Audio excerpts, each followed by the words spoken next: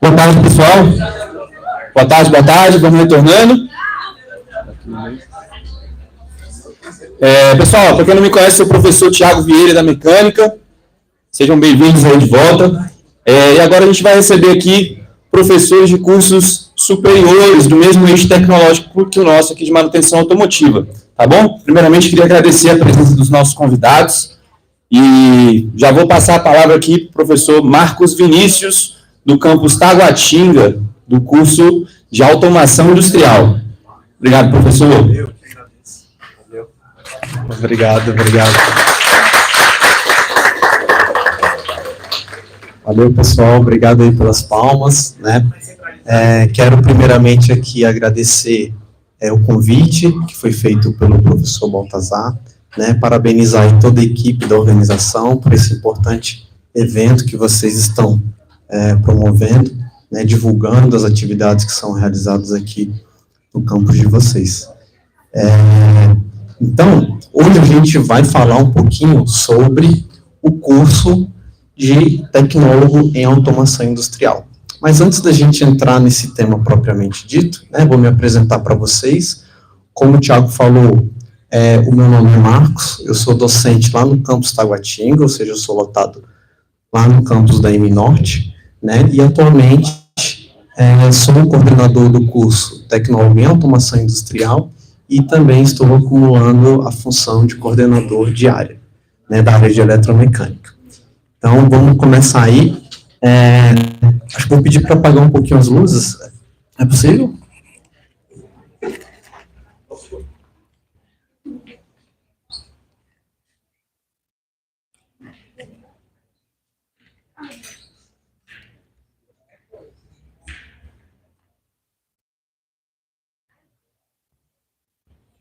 Tiago, pode voltar um slide, por favor?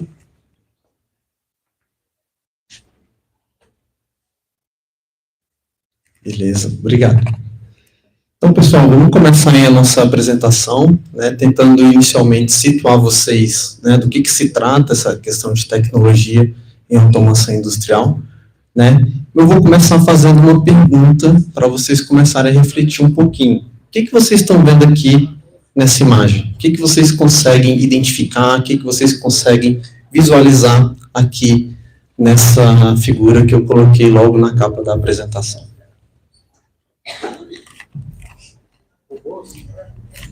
Opa, ouvi robôs aí? Quem fala robôs? Isso, muito bem.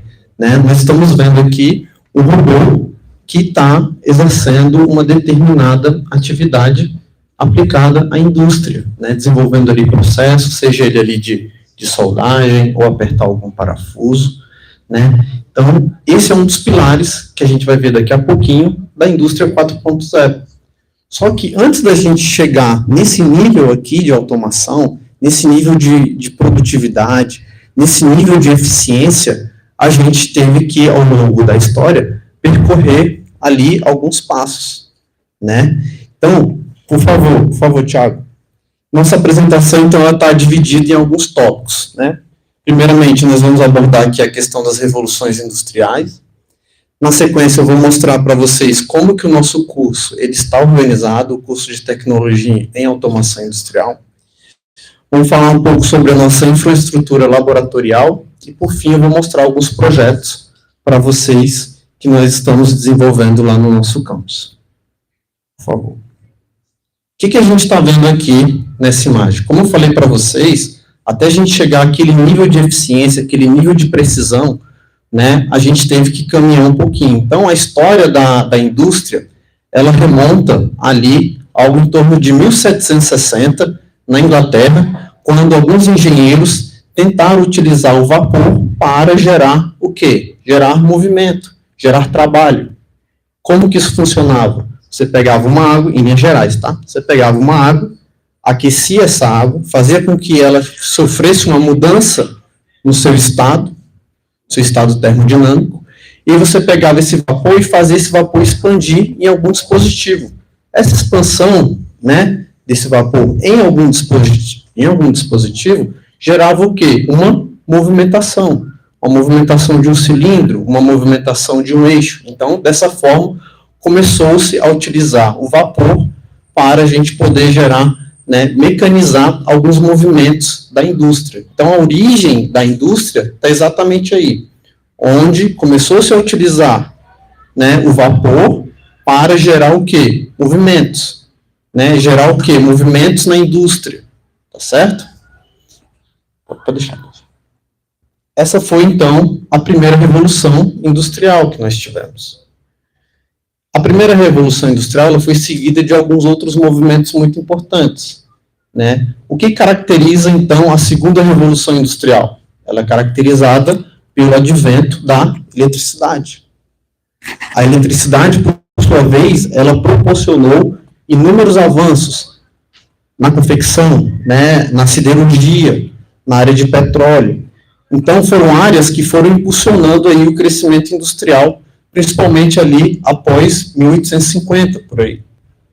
Né? Vamos dar um passo aí de mais ou menos uns 100 anos, e vamos ali por volta de 1950, um período caracterizado pelo pós-Segunda Guerra Mundial. Nesse período, né, os computadores já estavam tendo ali uma certa participação no controle de alguns equipamentos, correto? Até nós chegarmos hoje em dia ao que nós chamamos na indústria 4.0. Né? Algumas pessoas na literatura já falam, inclusive, numa quinta revolução industrial da indústria chamada 5.0, mas nós vamos agora nos ater à questão da indústria 4.0. Por favor, Thiago.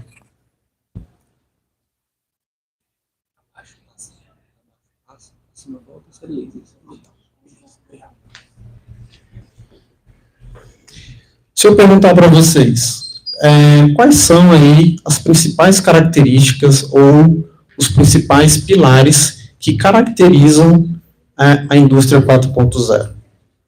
Se nós analisarmos aí, esses principais pilares estão relacionados ao quê? Relacionados aí, robôs executando tarefas, como eu mostrei para vocês. Lá no primeiro slide, né, tinha ali um robô executando uma determinada tarefa. Né? Quais são outras características, né, associadas aí à indústria 4.0? Análise de um grande volume de dados. Né? Não só a análise, mas a partir dessa análise, algumas máquinas vão interpretar esses sinais para executar determinadas tarefas. É o que nós chamamos, então, de quê? De máquinas inteligentes. Máquinas que, a partir de um conjunto de dados, ela vai analisar esse conjunto de dados e vai o quê? Vai atuar, né? Ela vai responder à análise que ela fez. Né? Repetindo, questão da inteligência artificial, máquinas inteligentes, né? Aprendizado de máquina.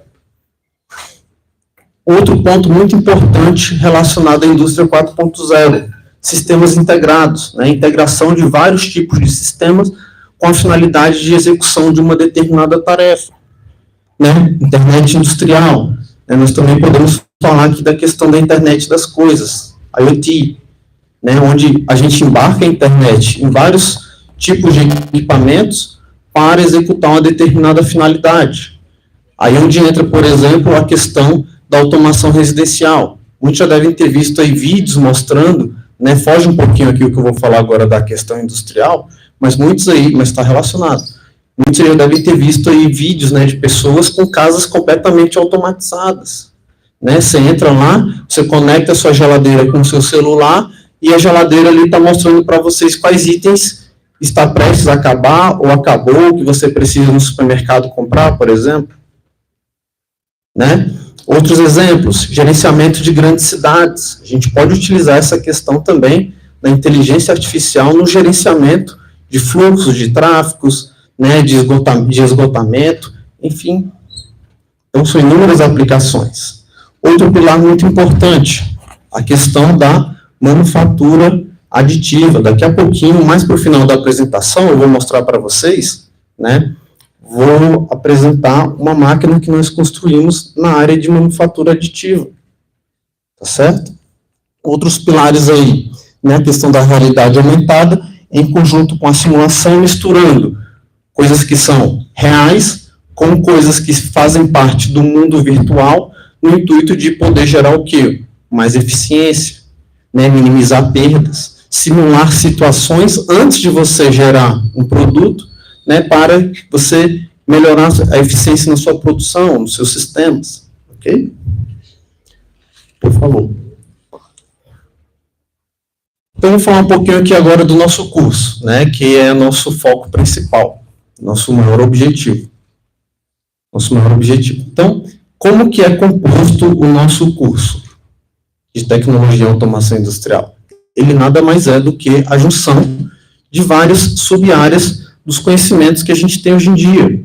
Por exemplo, se eu juntar a matemática com a física, com a mecânica, com a eletrônica, com a elétrica e com a parte de controle e automação, se eu somar tudo isso daqui, eu vou gerar como resultante o quê? O nosso curso, que é o curso de Tecnologia em Automação Industrial. Ok? Então, esse curso ele está sendo ofertado lá no campus Taguatinga. Essa oferta, o curso ele é realizado no período noturno. As aulas têm início, então, às 19 horas, encerram-se às 22h30, tá certo? A entrada dele é um curso de entrada anual, porém o regime dele é semestral. A cada entrada aí entra algo em torno de uns 32 alunos, né? É um curso que totaliza aí 2.460 horas, é um curso de nível superior, né? Onde o aluno pode ficar aí no mínimo 6 períodos e no máximo 12 períodos, né? Salvo raras exceções aí devidamente justificadas. Esse aqui é o fluxograma, né, do nosso curso. O curso está dividido aí em 8 períodos. Tá? Essa jornada começa com algumas matérias da área básica de formação, como, por exemplo, física experimental, 1 e 2, né? Logo ali no primeiro semestre, o aluno já tem contato. Ali com eletricidade básica. Algumas disciplinas aí voltadas para a área da matemática, como cálculo integral e diferencial 1, probabilidade e estatística.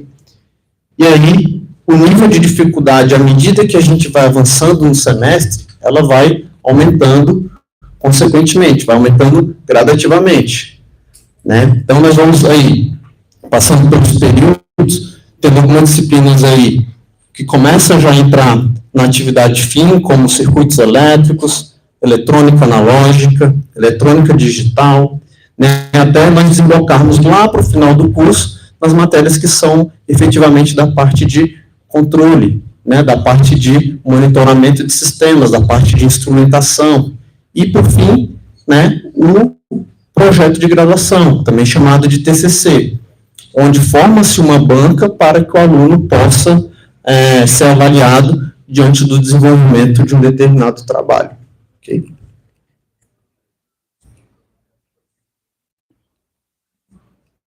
Vou mostrar aqui para vocês um pouquinho da parte da nossa infraestrutura laboratorial que auxilia os alunos na sua formação.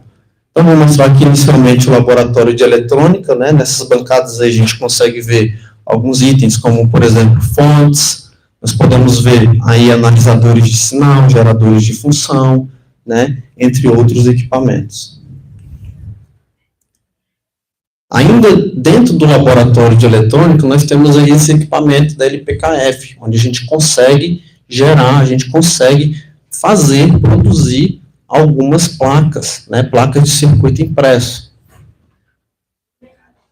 Laboratório de pneumática e manutenção. Laboratório de informática, hoje em dia ele já está um pouco mais atualizado, nós trocamos essas máquinas por alguns equipamentos já mais modernos, com maior capacidade de processamento, memória nem tanto, mas processamento sim. Aqui é o laboratório de processo de fabricação, onde nós vemos aqui tornos convencionais, tá? Nós temos aqui também um torno CNC, aqui logo abaixo, e temos também aqui um centro de usinagem. Como que essas máquinas funcionam? né, elas funcionam através de comando numérico computadorizado. Você gera um arquivo usando um código que a gente chama de código G. Esse código G você vai descrever qual é a movimentação da ponta da ferramenta para gerar uma furação, para gerar um contorno. Então, para peças que apresentam uma complexidade muito grande, a gente costuma utilizar o quê? Esses equipamentos aqui, tá certo? Né? Sem tirar a importância aqui dos tornos convencionais que nós também temos, de uma fresa aqui, mas para o final do laboratório que a gente pode enxergar, certo? Não tem aqui as fotos de outros laboratórios de processo de fabricação que nós também temos, laboratório de usinagem, onde o aluno pode ter contato com algumas técnicas de soldagem.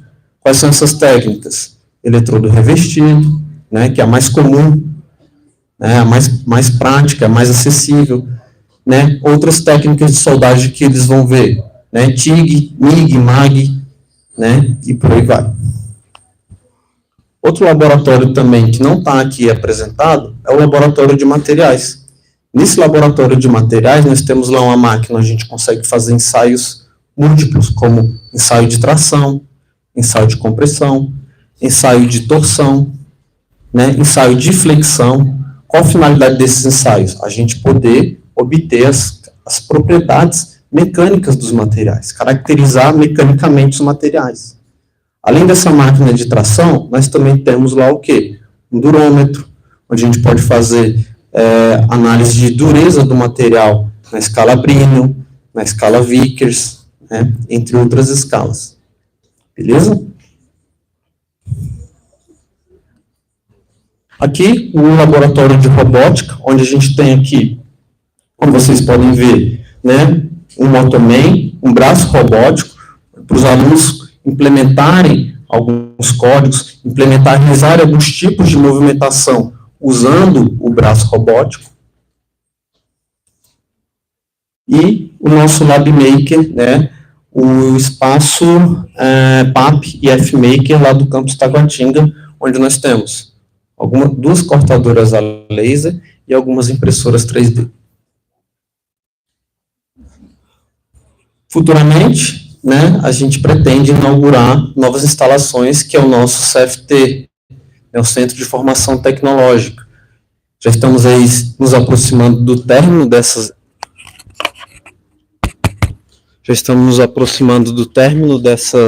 Só um minutinho, pessoal.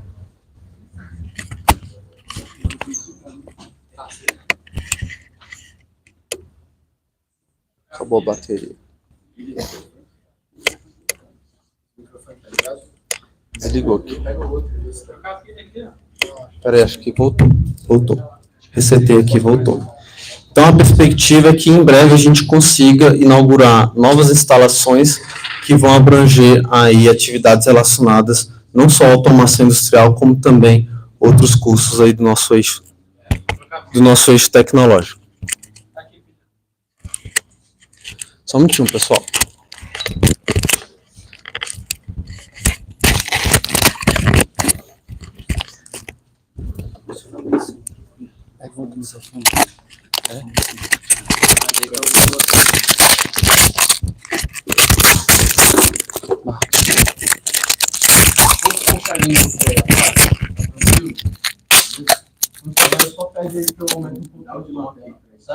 Beleza? Então vamos lá, vou mostrar aqui agora para vocês alguns projetos que nós desenvolvemos com os alunos da automação industrial. O primeiro projeto que a gente vai apresentar aqui é uma impressora 3D modular. Vamos ver esse daqui que a gente transmite para ele. Ah, tá bom. Alô? Beleza. Então, o primeiro projeto que eu vou mostrar para vocês é o projeto que nós desenvolvemos do zero, no sentido de criar uma impressora 3D multifuncional. Obrigado. Alô? Beleza. Teste. Abaixo? Melhorou? Beleza. Esse projeto foi desenvolvido dentro de um Fabin que começou no ano de 2022 e finalizou em 2023. Né? Nós recebemos uma certa quantia desse projeto para poder implementar. Então, a gente começou do zero. parte de projeto, a concepção, como que seria a geometria, né? Como que seriam os perfis que a gente utilizaria para fazer a estrutura do equipamento. E qual que foi o grande diferencial dessa impressora 3D? Porque hoje em dia, né, é muito comum a gente falar em impressora 3D, então a gente tinha que propor um diferencial na confecção desse equipamento.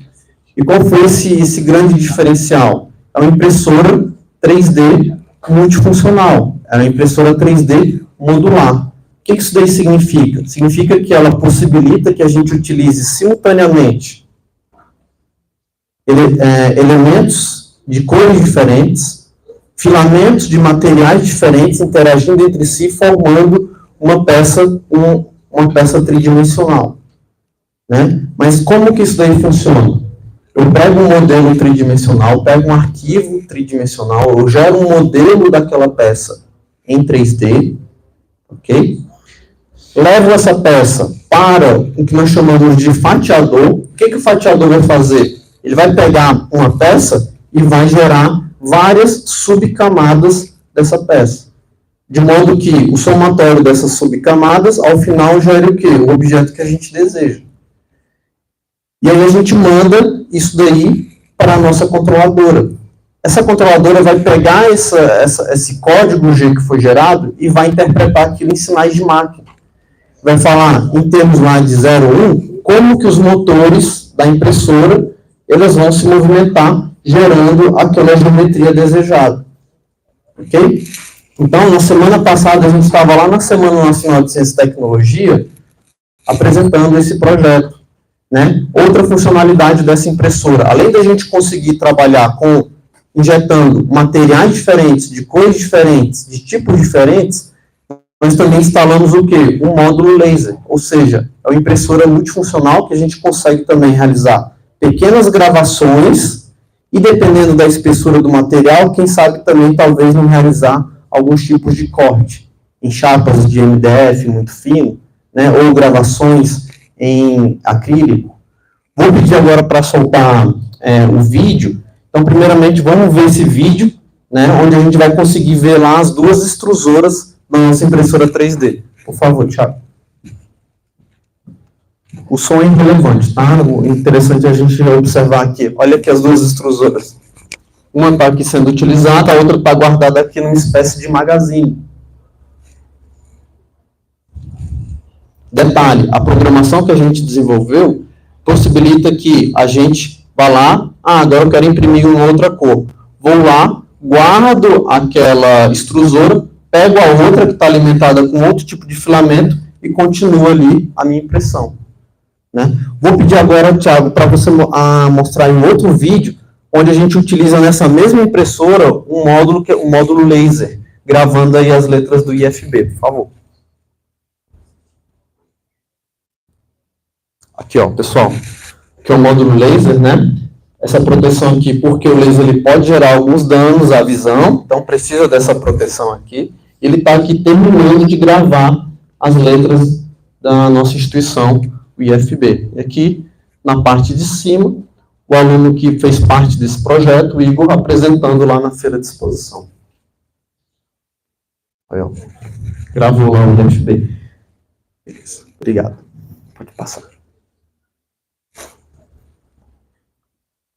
Outro projeto que a gente desenvolveu, também ainda no âmbito do FABIM, de 2022 para 2023, foi o desenvolvimento de um drone autônomo. O que isso daí significa? Um drone onde a gente programa ele para ele executar uma determinada missão, para ele executar uma determinada tarefa. Então, a gente gera um código, onde ele vai realizar um deslocamento prescrito e vai cumprir uma determinada tarefa.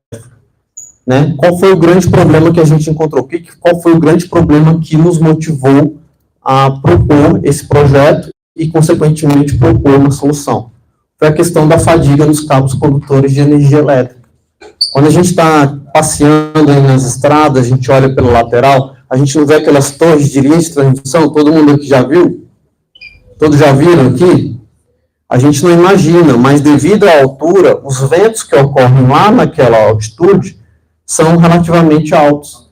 né, são ventos consideráveis, de modo que é como se a gente estivesse tocando, fazendo uma analogia, uma comparação, é como se a gente estivesse tocando uma corda de violão, ou uma corda de um instrumento de corda. Quando o vento passa, o que ele causa? Ele causa uma vibração.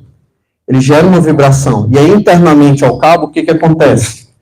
O cabo ele é composto por várias camadas, vários níveis de camada. E aí, quando o vento passa, ele provoca, né, essa vibração no cabo, o que acontece internamente aqui entre as camadas? Um movimento de microdeslizamento entre um fio e o outro. Agora, imagine isso daí acontecendo ao longo de dias. Isso daí acontecendo ao longo de meses, anos. O que acontece com o passar do tempo? Muitas vezes, entre um fio e outro, nasce uma trinca. E aí essa trinca, se tiver energia suficiente, ela vai o quê? Ela vai se propagar.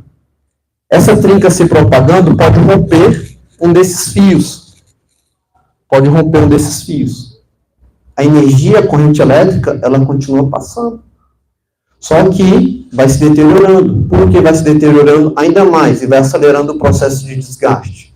Porque a temperatura vai subindo. A corrente é a mesma, a seção, né, a seção real, por onde a energia está passando, também permanece a mesma. Aí o que a gente começa a observar? Efeito Joule. O material começa a esquentar, começa a superaquecer.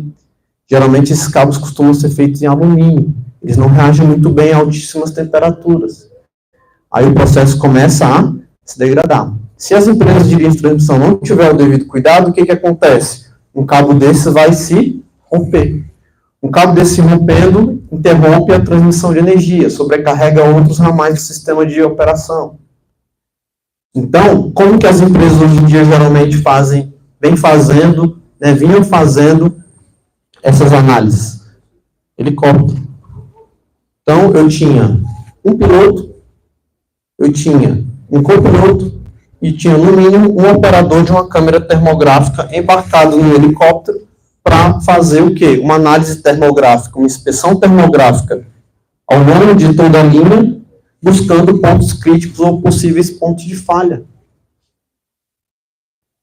Para quem não sabe, o custo de operação de uma hora de um helicóptero é muito caro, envolvendo não só fatores financeiros, como também fatores associados a risco de acidente. Né? Então, qual foi a ideia? Embarcar. Qual foi a ideia? Embarcar no nosso drone, o quê? Uma câmera termográfica. E foi o que nós fizemos. Né?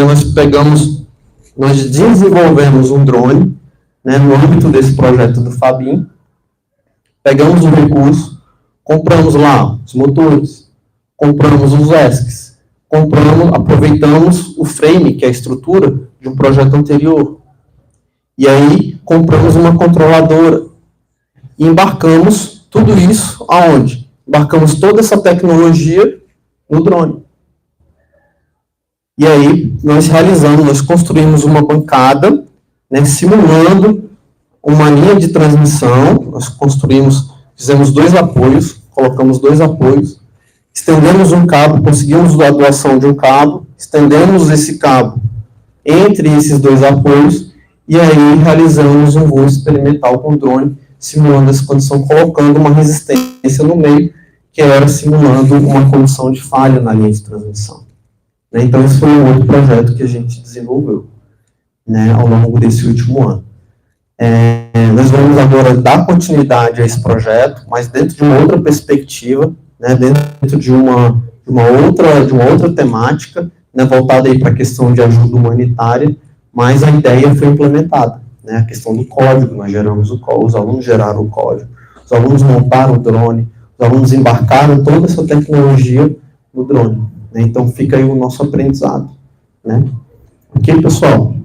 E aí, diante disso, queria saber quem está no terceiro ano, quem está finalizando aí o ensino médio. Muita gente, né? Quem está finalizando aí o curso técnico subsequente. Então, fica aqui então, né, o meu convite para aqueles que se sentirem interessados em seguir nesse caminho, né? Nosso campus lá, a gente está de portas abertas. Quem quiser dar continuidade aos estudos, é um curso de nível superior. Então, as portas estão abertas e fica aqui o meu convite. Obrigado. Mais uma vez agradeço a oportunidade. Valeu.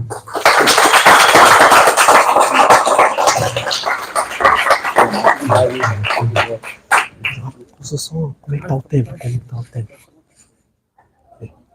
Pessoal, a gente falou muito aqui sobre máquinas, nós falamos muito aqui sobre equipamentos, né? Tal, mostramos instrumentos, tal.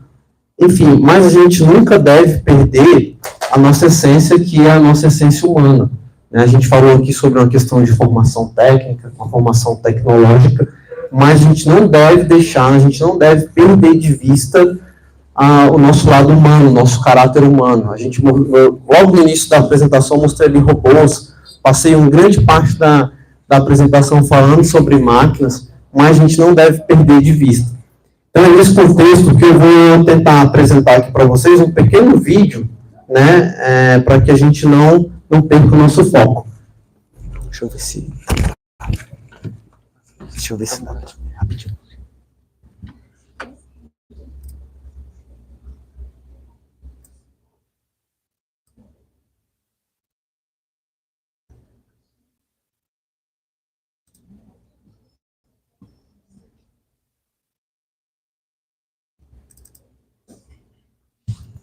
Esse vídeo, ele tem um áudio. Não sei se você vai conseguir ouvir.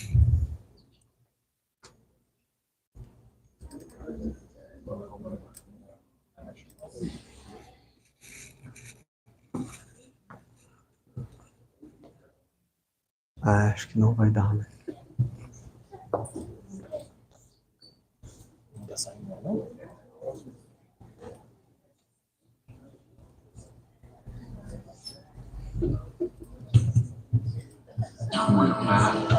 Vamos botar do início, né? Vamos voltar.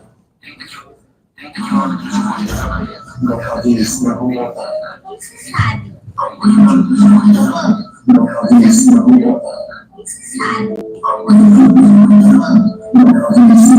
Eu sei calcular tudo na vida de vocês. Música, eu sei calcular tudo na vida.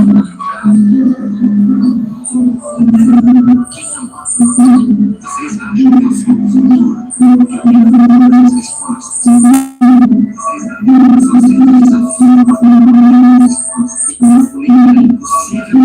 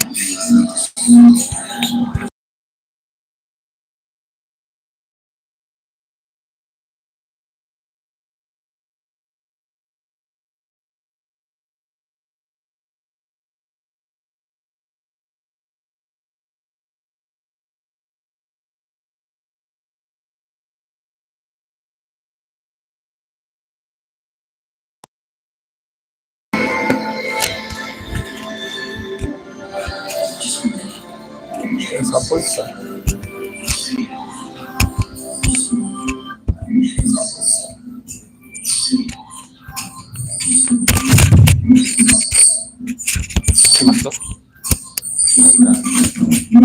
Vocês colocaram o vídeo mesmo, lá no rolando. Isso, pessoal, eu ficou um pouco ruim, né? Peço desculpas para vocês, tá?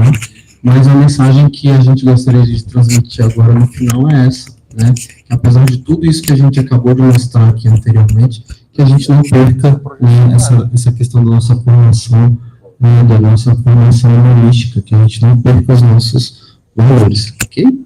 Então, pessoal, mais uma vez, obrigado por tudo, obrigado aí pela paciência, tá bom? E eu vou passar agora a palavra para o próximo docente que vai apresentar. Tá bom?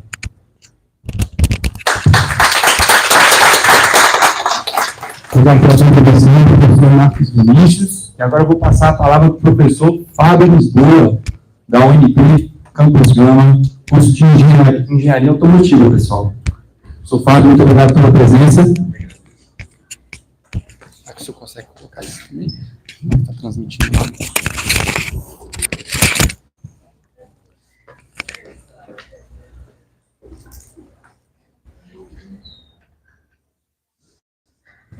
Boa tarde, tudo bem?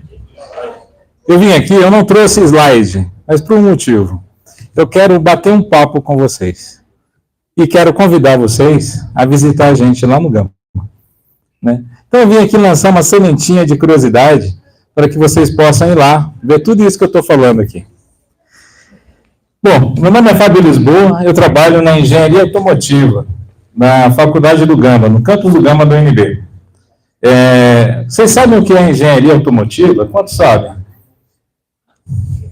Só vai dar certo se vocês baterem papo comigo. Conhece, não conhece? Conhece? 2, 3, só 3. O que engenheiro automotivo faz? É só mecânico? Troca pneu? É isso? Sim? Não? O que engenheiro automotivo faz? Ele só constrói carro? É? Ou será que ele cuida de toda uma cadeia produtiva, que é um segundo segmento mais produtivo do Brasil? Cuida das peças, cuida das cadeias logísticas, cuida da gestão de estoque, cuida, sim, do projeto, do automóvel, do sistema dinâmico, do sistema de segurança, interfere nas legislações de trânsito, interfere também nas leis e nas regras e nas normas, né, de proteção veicular, ou seja, a gente cuida, né, que o trânsito seja seguro, né, e os automóveis sejam seguros também. Então, é muito além do que só trocar pneu, muito além de ser mecânico, muito além de só projetar carro, a gente faz uma gama de coisas lá no campus do Gama, que eu queria que vocês fossem lá para conhecer. Tá? Por isso eu não trouxe nenhum slide. Eu não trouxe um slide também porque eu quero que vocês me façam perguntas. Eu quero que vocês conversem comigo, eu não quero só aqui apresentar. Sim, nós fazemos muitas coisas lá. Temos projetos lá de carro elétrico, fizemos 3, estamos no 4º, uma van elétrica. Nós trabalhamos lá melhorando a eficiência de motores de combustão interna, que é a minha área. Né? Quem tiver aí, gostar do assunto motores, né? Gostar de carro grande, motor V8, né? Que é aquele sonho antigo, né? Aqueles carros possantes lá, daqueles lá até os atuais, mais modernos, com motores menores, que é o que a gente chama de downsize, né? Com soluções tecnológicas mais avançadas, que conseguem entregar muito mais potência com um volume deslocado muito pequenininho. Essa é a minha área. E nesta área nós temos 4 projetos. Temos um para fazer um motor do ciclo de diesel, trabalhar com gás natural, oriundo de resíduo. Então, é um projeto que a gente chama de biogás. Obviamente que a gente roda com metano lá, né? Mas a ideia é buscar esse metano de lixão, de tratamento de esgoto, buscar esse metano também, composição de matéria-prima em biodigestor, enfim, tem uma série de fontes aí que substituem um combustível fóssil. Isso a gente trabalha lá em um dos projetos. Projeto que é financiado pelo governo federal, pelo Rota 2030. E sabe o que falta para a gente, professor? Falta gente para trabalhar. Mas, falta bolsa? Não, nós temos bolsa. Bolsa boa. Tem bolsa de mestrado, tem bolsa de doutorado, tem bolsa para graduação. Sobra bolsa. Nós temos 5 bolsas em aberto em um projeto só. Isso aí só de mestrado, doutorado falta mais ainda. Esse no projeto Biogás. Tem um outro projeto que a gente trabalha, que é o projeto TSI. Muitos de vocês andam na rua e vê o carro lá, né? 200 TSI, 250 TSI. E não sei se já parava para perguntar o que é TSI, né? Turbo alimentado, com injeção estratificada, com injeção direta. Gente, é aquilo que possibilita o carro ter uma eficiência energética que aproxima esse motor do motor elétrico, que trabalhamos também. E qual é o futuro? Gente, o futuro é você ter um carro cuja o powertrain, né, o trem de potência dele, não é só combustão, não é só elétrico. O trem de potência agora, ele é um misto entre combustão e elétrico. E as baterias que estão lá, que são peso, né, caro, pesado, o que vai ser dessas baterias no carro elétrico, né? A tendência das baterias que nós temos hoje é sumir. Vão ser outras baterias, mais eficientes. E por que o motor a combustão? Porque ainda o portador energético, maior densidade, os combustíveis líquidos que nós temos. Então, nós conseguimos carregar uma grande quantidade de energia no combustível líquido. Não conseguimos armazenar isso num banco de baterias com o mesmo peso. Então, por isso que eles devem continuar por um bom tempo, os dois vão vir juntos, isso já é uma transição recente agora, né, o que vai acontecer nos próximos anos, né, em pouco tempo. Acho que eu estou atrapalhando aqui, andando para lá e para cá, né? Então, gente, o que vai ter? Como é que vai ser o carro seu? Como é que vai ser seu carro? Você vai parar no posto, vai botar álcool, vai botar gasolina, vai botar diesel ou vai ligar na tomada? O que você acha?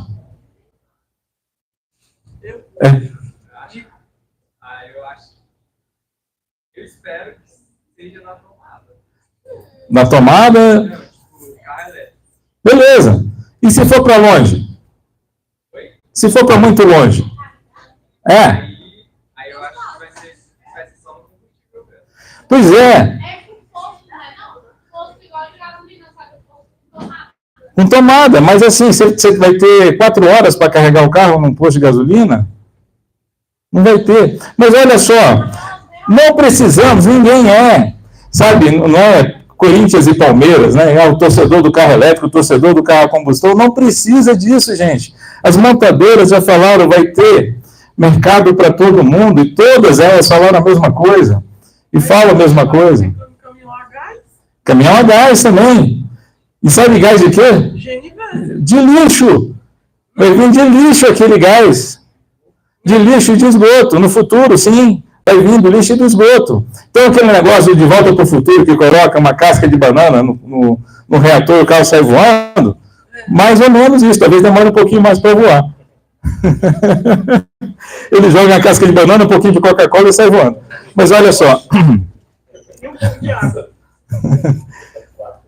O que vamos ter? Um carro que você sim vai conectar na tomada, vai carregar. Vai ter um conjunto de baterias mais evoluído do que tem hoje. Ele vai te dar uma autonomia que daria para você andar o dia inteiro, tranquilo. 2 dias, talvez. Mas numa necessidade, ele entraria com um outro motor auxiliar. Um extensor de autonomia a combustão que aumentaria a carga das baterias. Isso. A gasolina, ela gasta menos ou mais? A gasolina? De acabar. Do que o álcool, do que o diesel? O álcool. A gasolina gasta menos que o álcool. E tem um porquê. A quantidade de energia por quilo de gasolina é maior do que a quantidade de energia por quilo de álcool. Então, você consegue uma economia maior utilizando gasolina. Mas, veja bem, é outra fonte, né, que a gente está trabalhando. O projeto, aquele que eu falei, TSI, o que visa? Estratificar, que é o S, né, a injeção direta, que é o I, de carga de etanol.